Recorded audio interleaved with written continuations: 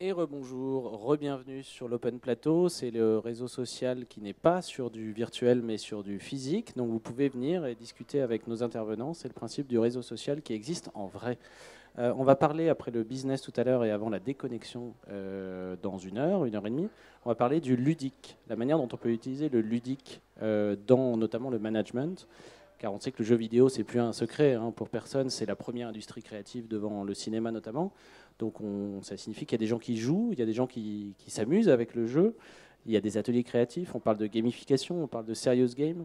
Les termes sont popularisés comme ça par le numérique. Pourtant, la logique ludique, on a l'impression qu'elle peine à s'imposer dans le management. C'est comme si c'était encore considéré comme un amusement d'utiliser le pouvoir du ludique pour motiver une équipe. Alors, on va en parler avec nos trois invités.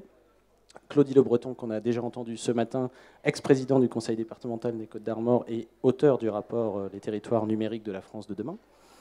À ma gauche, Florian Giannino, médiateur numérique à Mode 83. Et donc c'est un EPN, un établissement public numérique. Et personnellement, vous militez pour la reconnaissance du e-sport. On y viendra tout à l'heure. Et Nicolas Gégère, en face de moi, co-organisateur à AnimaCop, structure de formation qui utilise la coopération pour développer des projets en équipe. Vous êtes basé à Gap et on va commencer par vous.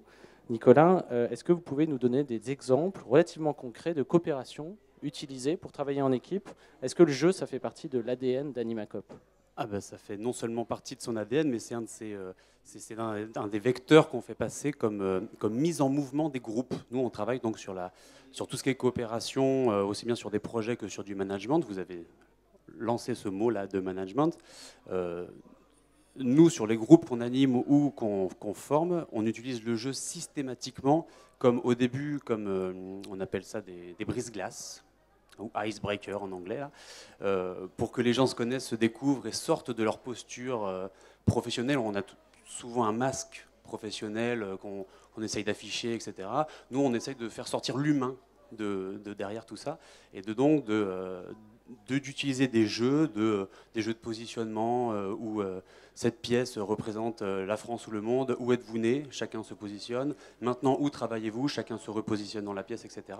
Donc on va rapidement sur des détails personnels mais non engageants, personnels mais pas intimes. Et voilà, ça c'est toutes des petites techniques basées sur de jeux, de petites techniques d'animation qui nous permettent, nous, de mettre l'humain au centre. Et à partir du moment où on a fait sortir cet humain-là, la dynamique de coopération et de collaboration derrière, je ne dis pas qu'elle roule, mais en tout cas c'est un préalable quasiment nécessaire. Ça suppose de travailler avec l'espace physique, donc, et non pas simplement un espace virtuel. Même si on parle de numérique, là, vous venez, le premier exemple que vous avez cité, c'est celui d'un positionnement géographique dans un espace physique. On utilise aussi cette technique, dans la mesure du possible, on utilise l'espace géographique en présentiel. On utilise un peu la même technique sur de la représentation cartographique, cette fois sur Internet, où on invite les membres d'un groupe ou d'un réseau à se géolocaliser, et donc à se rendre visible à eux-mêmes.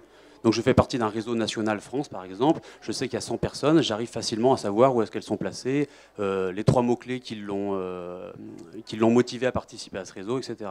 Donc on a un peu les deux. C'est vrai que nous, dans la mesure du possible, on commence en présentiel et on complète par le numérique. D'accord.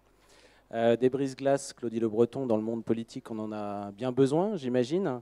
Une question relativement simple, mais qui peut ouvrir sur de nombreuses perspectives. Le jeu est-il une nouvelle forme de management? Et vous me parliez tout à l'heure de la manière d'utiliser le jeu de rôle, notamment pour apprendre. Est-ce que c'est essentiel pour vous d'incorporer un peu de jeu dans le management et aussi dans la discussion et la délibération politique? Le jeu est intéressant parce que ça peut briser le jeu pour aller vers le nous. Le JE pour aller vers le nous. Mais de plus en plus dans l'organisation de nos collectivités, de la démocratie, nous, on a connu les formes classiques, les ateliers, après on a des comptes rendus, la synthèse, etc. Et depuis plusieurs années, désormais, on a recours à des entreprises ou des associations comme celle qui vient de s'exprimer à l'instant.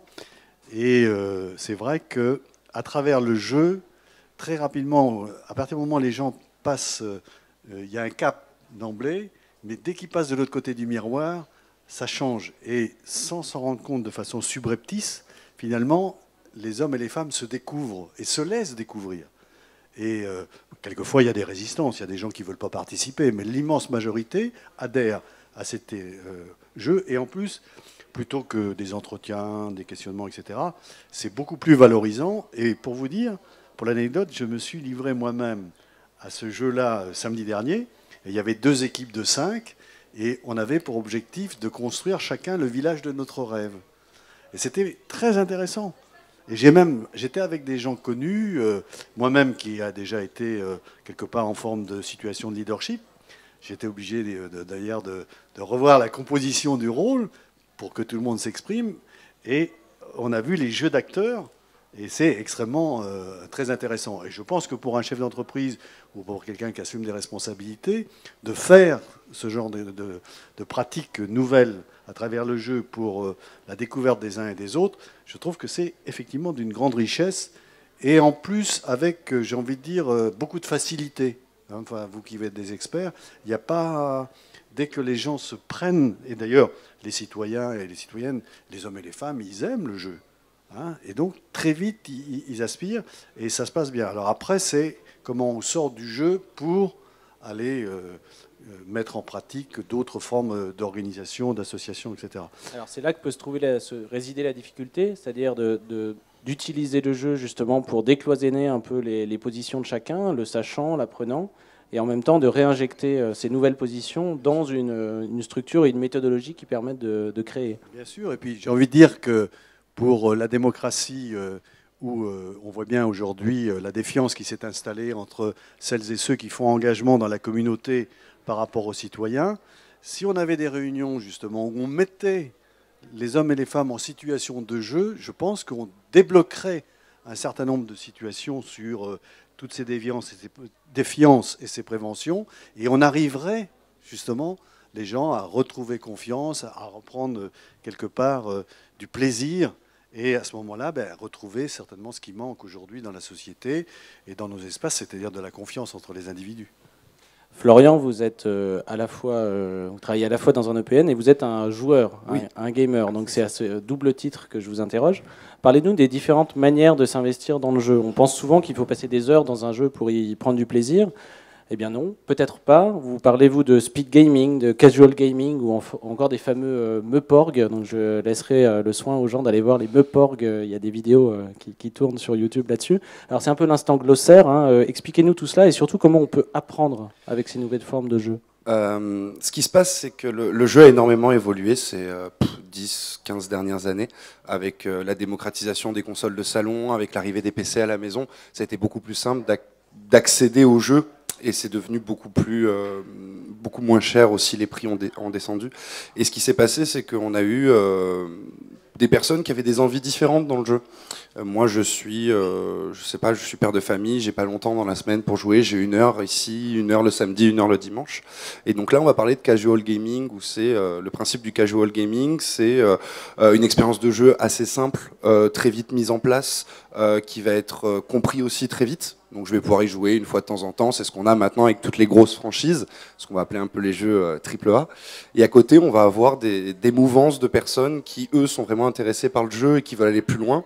Donc on va voir par exemple le speed gaming. Le but, c'est de créer une compétition sur la personne qui finira le plus vite le jeu ou plus vite la compétition, et qui amène du coup d'autres formes comme ça. Et on a à côté un petit peu l'élève un peu particulier du jeu, c'est donc le Meuporg, donc le MMORPG, qui par essence demande énormément de temps, énormément d'implication, puisque le principe... Donc un jeu massivement multijoueur. C'est ça. Donc le principe, c'est d'évoluer dans un monde virtuel, de partir de rien, d'aller récupérer des ressources, d'aller tuer des monstres pour récupérer de l'argent, pour aller acheter de l'équipement, de devenir de plus en plus fort. Et ça, par contre, va demander énormément d'implication. Le principe, c'est de s'investir dans le monde virtuel et de petit à petit d'acquérir et de monter en compétences.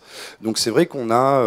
maintenant, en fait, dans le jeu, n'importe qui peut trouver un petit peu ce qu'il cherche, puisque surtout maintenant avec les studios indépendants, on a énormément de personnes qui montent des petits groupes de développeurs à 4 ou 5 ou même des fois 2 personnes dans un garage qui vont décider de créer un jeu, et on peut avoir comme ça énormément de petits jeux sympas. Et pour revenir un petit peu sur le ludique et l'éducatif, on a eu aussi l'apparition du serious gaming. Donc le principe du serious gaming, c'est d'apprendre aux personnes des techniques et des compétences par le jeu.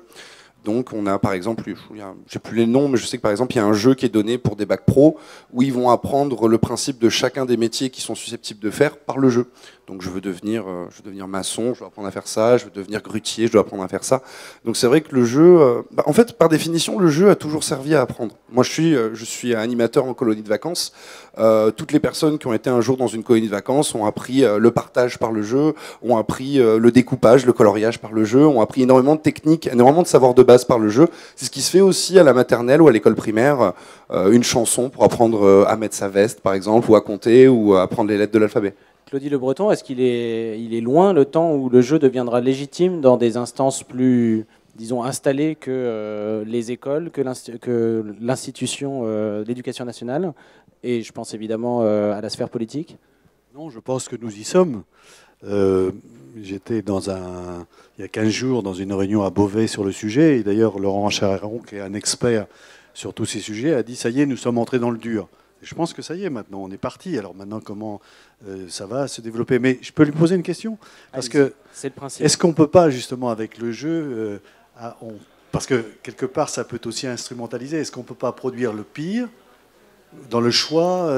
Est-ce qu'il n'y a pas des problèmes d'éthique? Qui décide de tout ça? Parce que moi, j'aime bien les jeux où, comme vous avez dit, on peut se tuer, etc., ou apprendre à gagner de l'argent.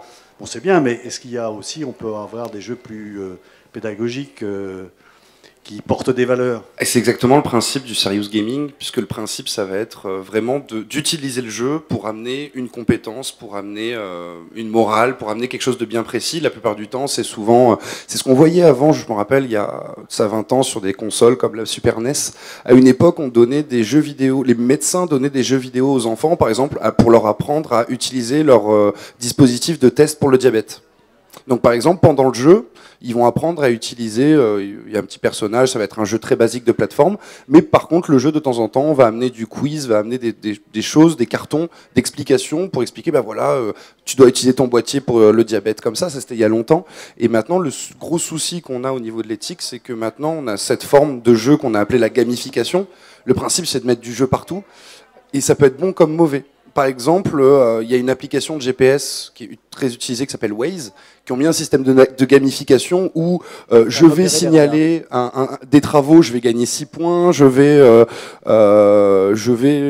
aller aider d'autres usagers, je vais gagner des points. Mais là où ça va devenir dangereux, c'est que par exemple pour Halloween, sur la carte, ils mettent des bonbons partout. Et le principe, c'est d'appuyer sur les bonbons pour les récupérer. Donc moi, je suis en train de conduire sur l'autoroute, je vois un bonbon, je vais appuyer sur le bonbon et puis je ne vais plus regarder la route. Donc la gamification peut être une bonne chose pour donner de l'attrait à l'utilisation d'une application.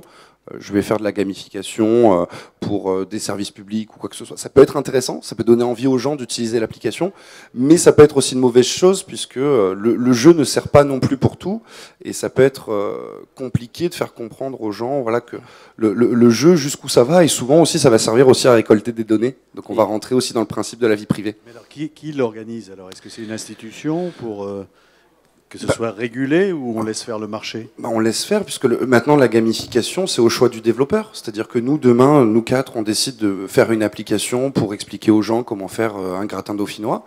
Et le principe, c'est que quand il va prendre sa patate, il va gagner 6 points. C'est parce qu'on l'a décidé. C'est pas parce que l'usager a dit je vais gagner des points, ou parce qu'il y a une institution qui nous a appelé tous les 4 en disant vous allez faire un jeu sur du gratin dauphinois et vous allez gagner des points comme ça. Mais ce qui va se passer, c'est que c'est exactement le principe qu'on a avec Facebook, avec le changement des likes qu'on a eu il y a quelques temps. Donc avant on avait juste le j'aime, et maintenant on a le j'aime, le je suis en colère, j'aime bien, tout ça. C'est juste un principe algorithmique pour permettre de récupérer des données, après de dire il a aimé ce post, il a pas aimé celui-là. Maintenant, on va lui montrer que ceux qu'il aime. Et du coup, on va mettre des pubs en correspondance. Autrement dit, si on simplifie, on pourrait dire qu'il y a une bonne et une mauvaise, entre guillemets, gamification. C'est-à-dire que là, vous parlez du fait d'utiliser la gamification pour aller dans un système d'appropriation de données. Et on a parlé au début, et on va en reparler avec Nicolas, de l'intelligence collective, parce que c'est un peu le mot-clé qui est associé à l'idée du jeu. Moi, je l'ai dit un peu comme ça, mais est-ce que c'est vraiment le cas? Ça prend plus de temps au départ, parce qu'en fait, il y a une méthodologie de travail, il y a des habitudes de travail à prendre pour fonctionner en collaboratif, mais finalement, ça peut rapporter plus gros, entre guillemets, à la fin. Vous diriez ça? Je dirais que je vais y répondre juste après rebondir sur la dernière intervention, dans le sens où on a à la fois tout un panel de services sur les réseaux sociaux, etc., ou plus ou moins collaboratifs, le service est collaboratif, ou l'outil ou le jeu est collaboratif. La gouvernance ne l'est pas du tout. Et on a un vrai problème sur la gouvernance de tous ces outils qui sont sur un mode collaboratif, mais au niveau de la gouvernance, ça appartient à un groupe de 3-4 personnes. Donc cette question de la gouvernance sur le numérique, elle devient essentielle. Qui dépasse le cadre du jeu lui-même, mais qui est effectivement central là-dedans. C'est une problématique qui est venue sur le débat là qu'on a eu juste avant, c'est que le numérique va trop vite et que ce genre de pratique aurait besoin d'être encadré, puisque en fait finalement, quand on découvre une nouvelle technologie, avant qu'elle soit encadrée par des lois ou par une charte, elle a au moins plusieurs années avant de faire un petit peu n'importe quoi. C'est-à-dire que, par exemple, si on prend un exemple des médicaments, avant de les mettre en vente, on va vérifier qu'il n'y ait pas d'effet secondaire. Là, quand quelqu'un découvre quelque chose dans le numérique, il le met sur le marché et on se rendra compte des effets secondaires que peut-être 5 ou 10 ans plus tard. Alors justement, sur ces questions-là, Claudie Lebreton, est-ce qu'il ne faudrait pas finalement créer un label ludique comme il existe un label éco-certifié, autrement dit, d'essayer de, sinon institutionnaliser, en tout cas d'avoir des guides qui permettent d'utiliser des pratiques ludiques qui soient vertueuses et qui n'aillent pas dans le mauvais sens?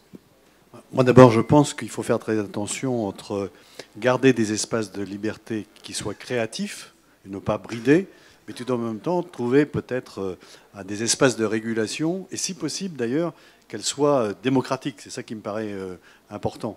Parce qu'on peut, et on l'a vu d'ailleurs par rapport aux événements que nous vivons aujourd'hui, et je pense notamment au djihad et tous ces trucs-là, qui utilisent aussi ces méthodes de jeu. Donc c'est pour ça qu'à un moment donné, on peut faire le pire et le meilleur des choses. Et il y a une responsabilité qui est celle du Parlement, de faire la loi et de faire attention, justement. Alors après, c'est toute une question d'équilibre, parce que si le pouvoir de régulation est dans les mains de certains ou de certaines, il peut y avoir de la censure. Oui, donc on retrouve finalement les phénomènes qu'on avait quand le cinéma s'est développé il y a ça quelques années, mais on les retrouve avec le numérique. C'est-à-dire ces questions-là qui étaient là il y a 30 ans, elles sont toujours là aujourd'hui. Seulement, il faut les organiser de façon différente et c'est ça qui est passionnant.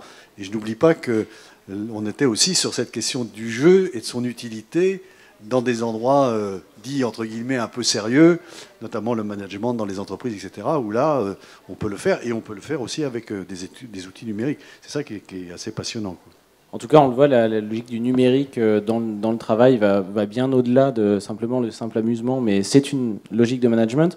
Pour terminer, peut-être un mot sur le e-sport, parce que je vous ai lancé là-dessus, Florian. En quoi c'est pas simplement un passe-temps sur ordinateur? Quelle est la spécificité de ce type de jeu et pourquoi vous militez pour sa reconnaissance? Alors, militer, c'est un grand mot. Je pense que je fais partie. Oui, c'est vrai que j'ai utilisé ce mot-là tout à l'heure. Le principe, c'est que les gens ont dans la tête la définition du sport en tant qu'activité d'extérieur physique. Donc, je fais du foot, je fais du sport, je fais du handball, je fais du sport. Sauf qu'on oublie souvent que le sport, c'est avant tout de la concentration, du mental, de la technicité, de l'apprentissage.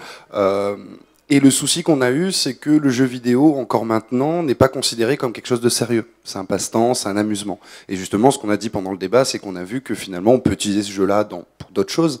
Et depuis, on a la chance que depuis maintenant quelques semaines, le gouvernement planche justement sur la reconnaissance de l'e-sport et la reconnaissance que le jeu peut être une pratique sportive, peut être une pratique qui a ses règles, on va avoir des équipes de jeu qui vont être avec un coach, un préparateur sportif, un préparateur physique, mental, parce que ça demande de savoir utiliser correctement ses doigts, sa tête, de mettre les deux en même temps la plupart du temps. Et c'est vrai que du coup le jeu peut amener justement de l'apprentissage. On utilise aussi souvent le jeu pour des personnes par exemple handicapées qui ont besoin de réapprendre à utiliser certains outils. On va leur faire utiliser, leur demander d'aller cliquer à certains endroits pour réapprendre à utiliser certains mouvements.